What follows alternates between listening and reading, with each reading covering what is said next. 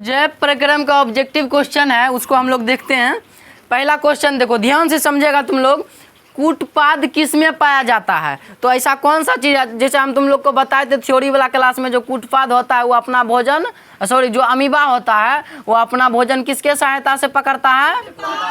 ये जो उसके बाहरी सतह यानी कि चारों और प्रवर्ध आकार का निकला हुआ है, इसका नाम क्या है? कूटपाद है। यही कूटपाद के सहायता से अमीबा अपना भोजन पकड़ता है। तो कितना सिंपल क्वेश्चन है। आगे बढ़े, चलो भाई आगे बढ़ते हैं। यानी कि इसका सही उत्तर क्या हो जाएगा? अमीबा। आइए आगे बढ़ते हैं हम लोग। दूसरा प्रश्न क्या है? प्रकाश संश्लेषण होता है, यानी प्रकाश संश्लेषण कब होता है? दिन में होता है, रात में होता है कि दिन में होता है कि दिन रात दोनों में होता है कि सुबह शाम होता है? तो इसका सही उत्तर क्या हो जाएगा? हम सभी लोग को पता है कि दिन में ही प्रकाश संश्लेषण की क्रिया संपन्न होता है। ठीक, यहाँ तक बात समझ में आया भैया? ठीक है, आगे बढ़ते हैं।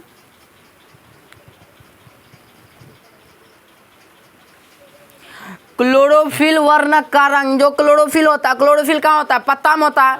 पत्ता में क्लोरोफिल का रंग कैसा होता है? हरा होता है ना नीला लाल सफेद तो होगा ना। समझ में आ रहा है? अच्छा, रक्त के अंदर, रक्त यानी कि खून के अंदर आयरन की कमी से होने वाला रोग, यदि खून में आयरन कम हो गया, आयरन मतलब लोहा, Fe जिसको बोलते हैं, यदि कम हो गया तो कौन सा रोग होगा? एनीमिया। ठीक, आगे बढ़ते हैं। कवक में पोषण की विधि, जो कवक है ये कौन सा पोषण का विधि है? देखो, पोषण का दो गो विधि होता है, एगो स्वपोषण एगो परपोषण। परपोषण में भी तीन गो विधि होता है। कौन कौन? मृतजीवी पोषण एगो, परजीवी पोषण एगो, प्राणी संपोषण। तो इसमें कौन सा पोषण हो जाएगा? मृतजीवी पोषण। बात समझ में आ रहा है भाई? आगे बढ़ते हैं। ऑक्सीजन क्या है? एक हार्मोन है जो कि पादप के वृद्धि के लिए उत्तरदायी होता है। तो ऑक्सीजन क्या है? वसा है, एंजाइम है, हार्मोन है, कार्बोहाइड्रेट है? क्या है? हार्मोन है। बात समझ में आ रहा है? आगे बढ़ते हैं। कहता है वृक्क में, मनुष्य के वृक्क से, मनुष्य का जो वृक्क है कौन चीज से संबंधित है? पोषण तंत्र से संबंधित है, श्वसन तंत्र से संबंधित है, उत्सर्जन से, परिवहन से? ओब्वियसली भाई उत्सर्जन से संबंधित है ना। ठीक, आगे बढ़ते हैं। स्वपोषी पोषण के लिए आवश्यक है, स्वपोषी पोषण के लिए कौन चीज जरूरी है? कार्बन डाइऑक्साइड, क्लोरोफिल, सूर्य का प्रकाश, सभी चीजें जरूरी है ना? जरूरी।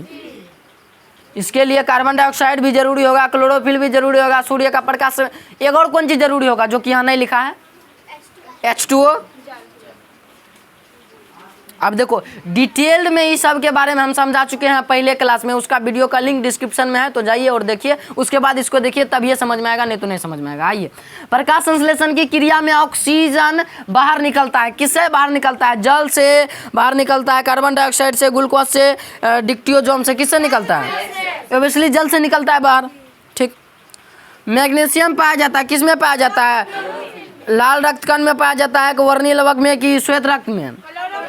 लिखा है हम लोग तुमको कि क्लोरोफिल जो होता है उसके अंदर मैग्नीशियम Mg पाया जाता है ना। ठीक, मनुष्य में उत्सर्जी अंग क्या है? जो कि मतलब उत्सर्जी मतलब क्या होता है? उत्सर्जी मतलब देखो, दो गो चीज बताए थे वृक्क वाला, जब उत्सर्जन चैप्टर स्टार्ट किए थे, देखो उत्सर्जी अंग, एगो उत्सर्जी पदार्थ। जो हमारे शरीर से बाहर निकलता है उत्सर्जी पदार्थ होता है, और जो बाहर निकलता है वो उत्सर्जी अंग होता है। तो मुख्य उत्सर्जी अंग क्या है? मुख्य उत्सर्जी अंग सबको पता है कि वृक्क है भाई, सबको पता है वृक्क है कि रक्त तो उत्सर्जी पदार्थ है ना, अग्नाशय है ना, श्वेत ग्रंथि है ना, इनको है ये ना, उत्सर्जी अंग वृक्क हुआ। बात समझ में आया? देखो, सब क्वेश्चन पूछा हुआ क्वेश्चन ले रहे हैं, जो क्वेश्चन पहले पूछा है बिहार बोर्ड ने।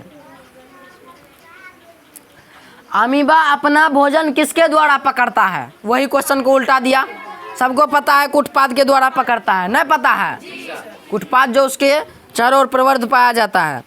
निम्नांकित में मलेरिया परजीवी, जो मलेरिया है उसमें जो रोग होता है, वो रोग में कौन सा परजीवी पाया जाता है? तो सबको पता है, प्लाज्मोडियम। बात समझ में आया? प्लाज्मोडियम। कार्बोहाइड्रेट, वसा, प्रोटीन का पूर्ण पाचन स्थल कहाँ पे होता है? कार्बोहाइड्रेट का, वसा का और प्रोटीन का पूर्ण पाचन स्थल क्या है? छोटी आंत है, जहाँ पे कि सब चीज़ पच जाता है और पच करके सिर्फ सब चीज़ पच करके कहाँ चल जाता है? बड़ी आंत में। अनपचा भोजन बड़ी आंत में चल जाता है।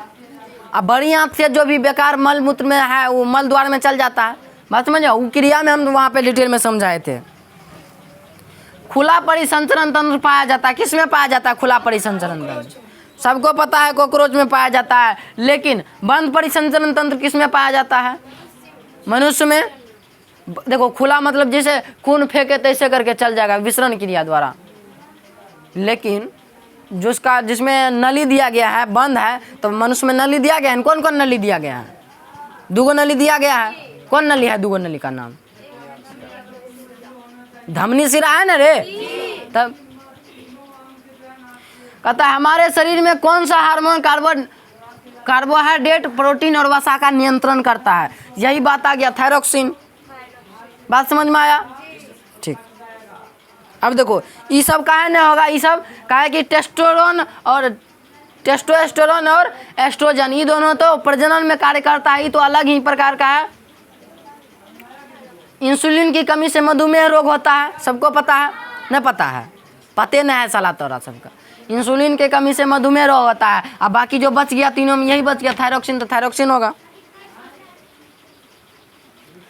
इसमें किसकी उपस्थिति के कारण रक्त लाल दिखाई देता है? सबको पता है?